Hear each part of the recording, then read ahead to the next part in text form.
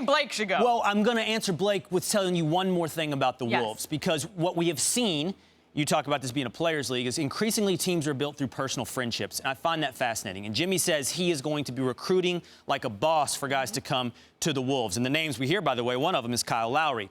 So if friendships become the thing that builds teams, I'm looking forward to the day when Jay Billis and Tom Penn and these guys at their draft research and draft special start talking about height, weight, wingspan, points per game, and relationships. Who are your friends? Because if you factor that in, like, there's no way a guy like Frank Ntilikina should go ahead of a guy like Dennis Smith, 8 and 9 this year. Guy coming from France doesn't have the friendships that a guy in the United States might have. And if that's a key component to putting 2 or 3 guys together, let's start figuring out who's buddies with who. Now for Blake, how does that impact Blake? Who I don't know who Blake's friends are, by the way. That seems to be an issue. Kia. He's from Texas. I don't know. What does Blake want to do? Does Blake want to win? That's the main question. Because if you want to win, I don't know why you stay in L.A. You stay in L.A. because you like the town. You stay in L.A. because you want to be a star. You stay in L.A. because you want to have big stats. And Blake can put up big stats with him being the man. The man. But does he want to win? If he wants to win, there are 2 teams being talked about, and that's the Thunder and the Spurs. Thunder would have to make some kind of trade because their cap situation is horrendous. Spurs got room. And Devin Booker and Bledsoe and that's an interesting team. And I think that's the first team he's meeting with, right? That's the first team Blake's going to go talk to, the Suns. And he should go, you said the Suns. Yeah, you know, I was just thinking, is there any room in San Antonio?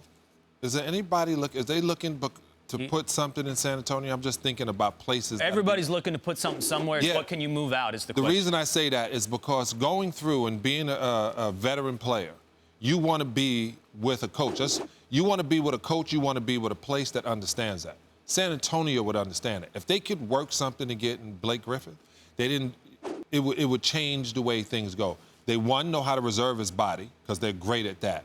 They even got fined and in trouble for saving their players' bodies.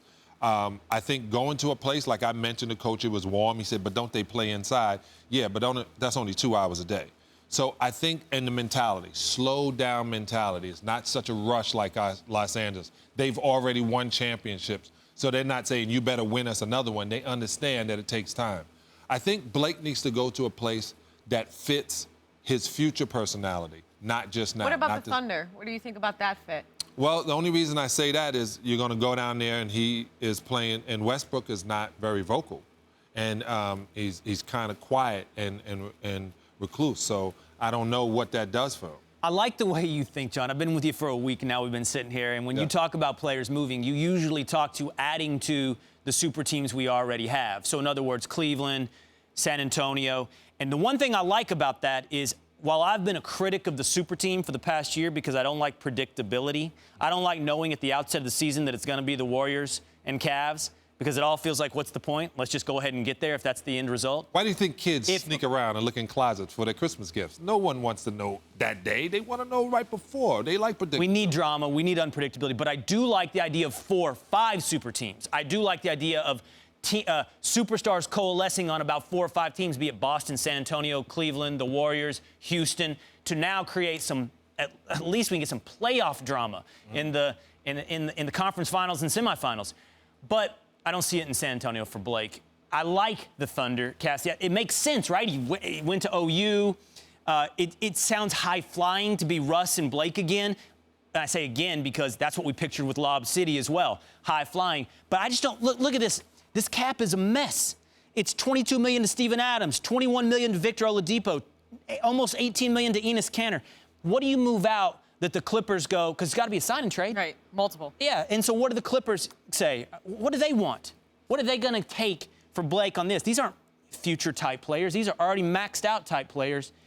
And I don't see that happening. It's just I don't see Oklahoma City. I just can't make the math work on Oklahoma City. But here's the thing. This is what teams are doing, mortgaging it all so they can compete with the Warriors because they are the team to gun.